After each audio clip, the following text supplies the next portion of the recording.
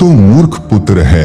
आप सुन रहे हैं जगत गुरु तत्वदर्शी संत रामपाल जी महाराज द्वारा लिखित पुस्तक गीता तेरा ज्ञान अमृत का पेज नंबर 59, प्रश्न नंबर 32, बाबा जिंदा रूप में भगवान जी का। हे धर्मदास जी, गीता शास्त्र आपके परमपिता भगवान कृष्ण उर्फ विष्णु जी का अनुभव तथा आपको आदेश है कि इस गीता शास्त्र में लिखे मेरे अनुभव को पढ़कर इसके अनुसार भक्ति करोगे तो मोक्ष प्राप्त करोगे। क्या आप जी गीता में लिखे श्री कृष्ण जी के आदेशानुसार भक्ति कर रहे हो?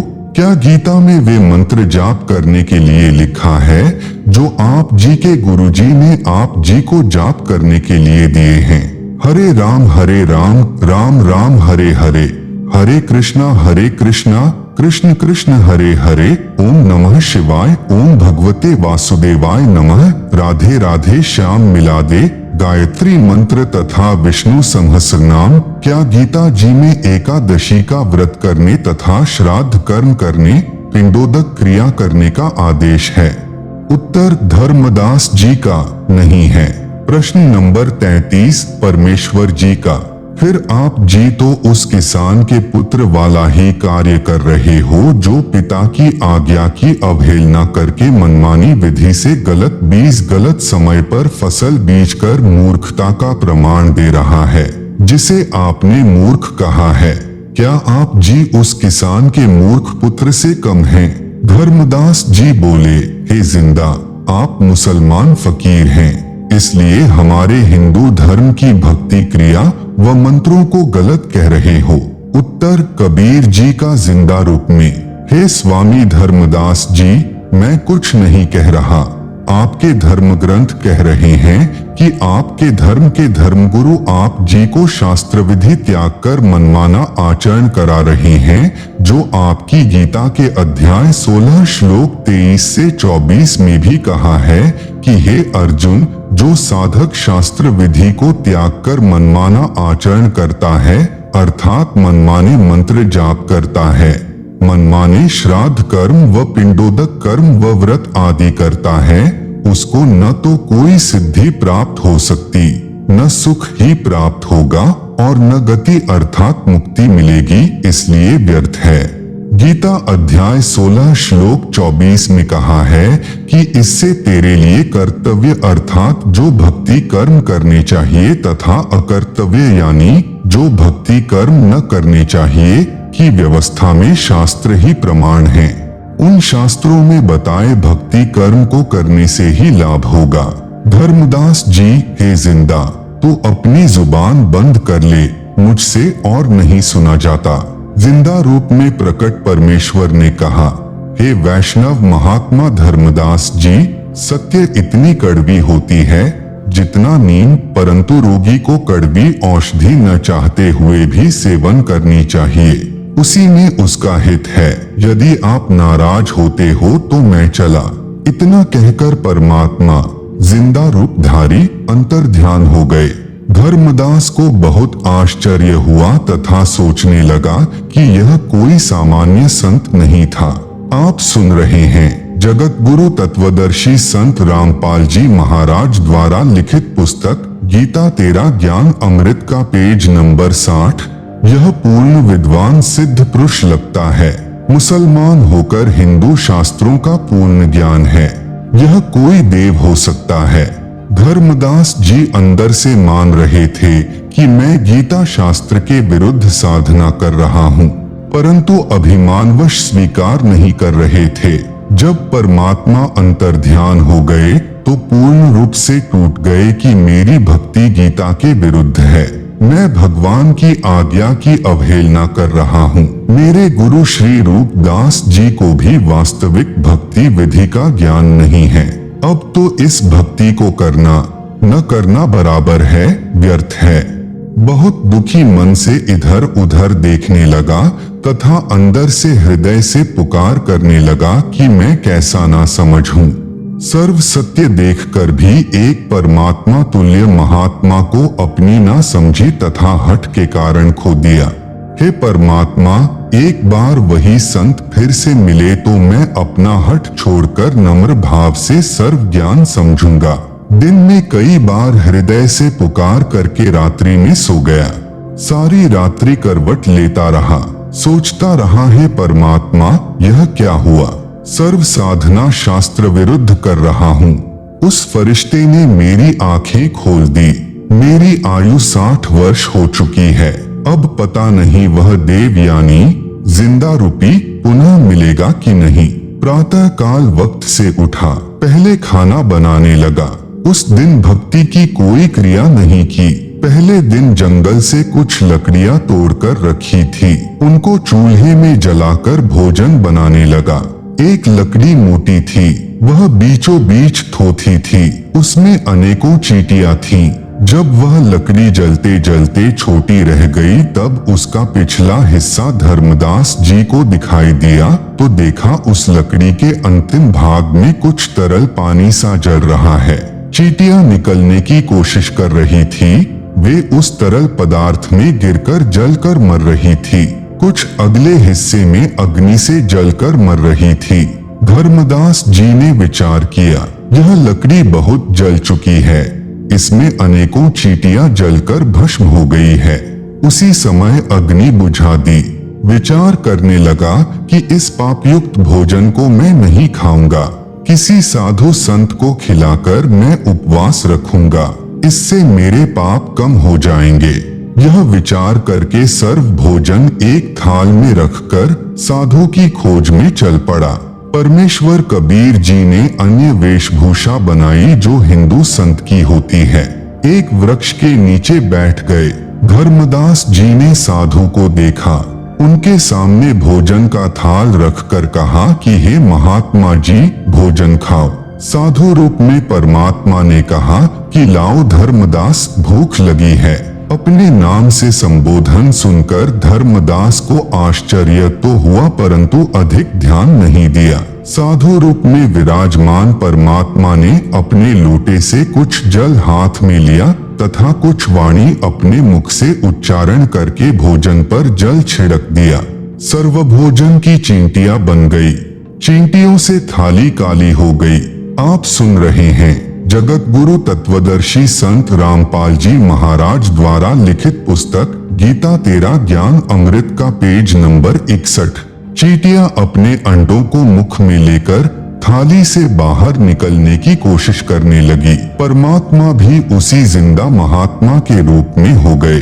तब कहा कि हे धर्मदास वैष्णव संत, आप बता रहे थे कि हम कोई जीव हिंसा नहीं करते, आपसे तो कसाई भी कम हिंसक है।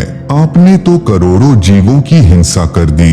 धर्मदास जी उसी समय साधु के चरणों में गिर गया तथा पूर्व दिन हुई गलती की क्षमा मांगी तथा प्रार्थना की कि हे प्रभु, मुझ अज्ञानी को क्षमा करो। मैं कहीं का नहीं रहा क्योंकि पहले वाली साधना पूर्ण रूप से शास्त्र विरुद्ध है, उसे करने का कोई लाभ नहीं। यह आप जी ने गीता से ही प्रमाणित कर दिया।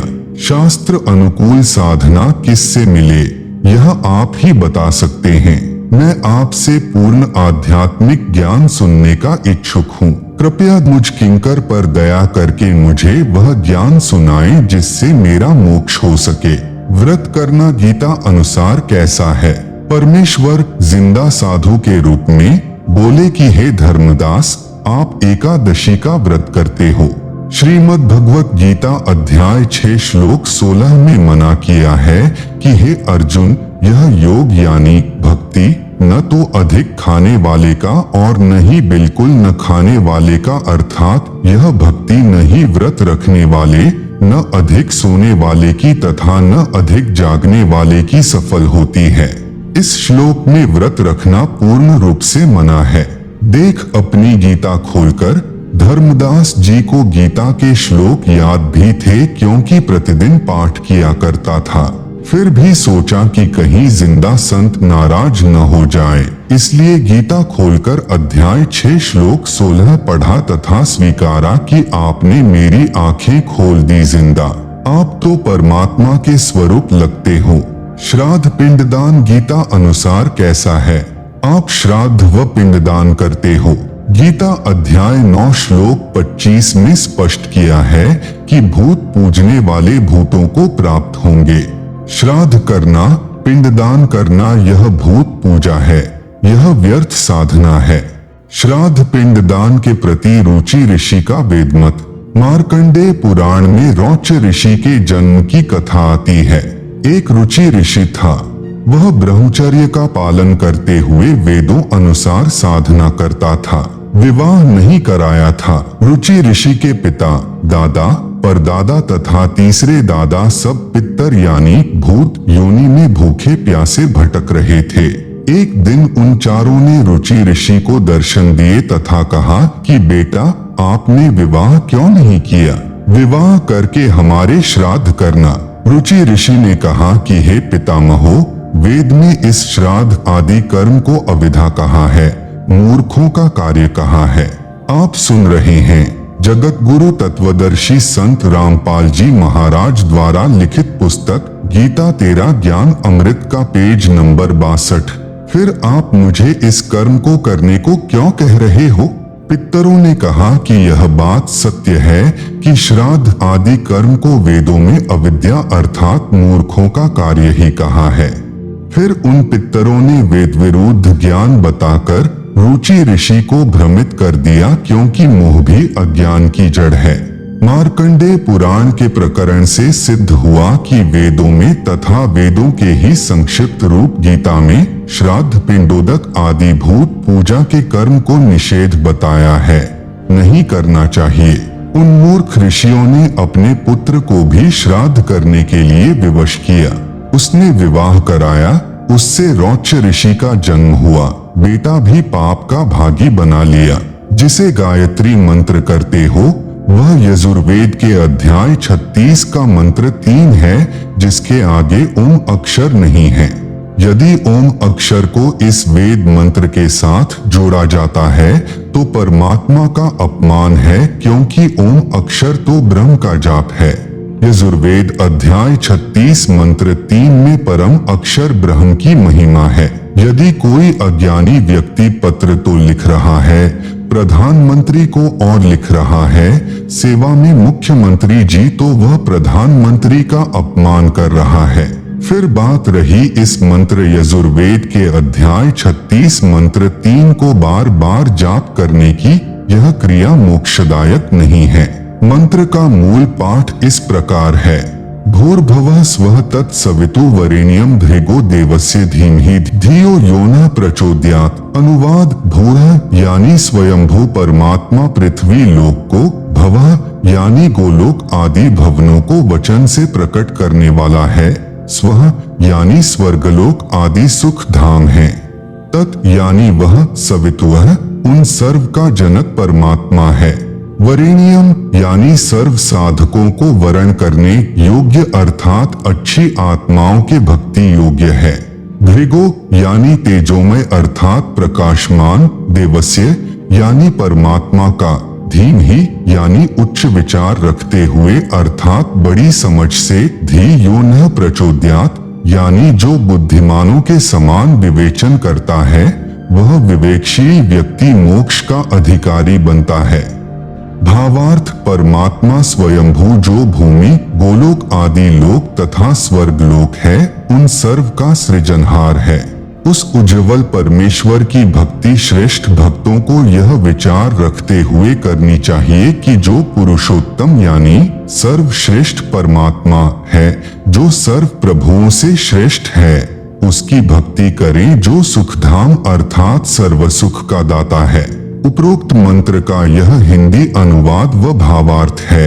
इसकी संस्कृत या हिंदी अनुवाद को पढ़ते रहने से मोक्ष नहीं है, क्योंकि यह तो परमात्मा की महिमा का एक अंश है।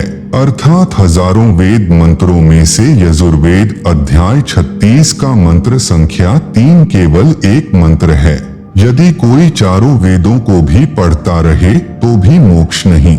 मोक्ष होगा वेदों में वर्णित ज्ञान के अनुसार भक्ति क्रिया करने से।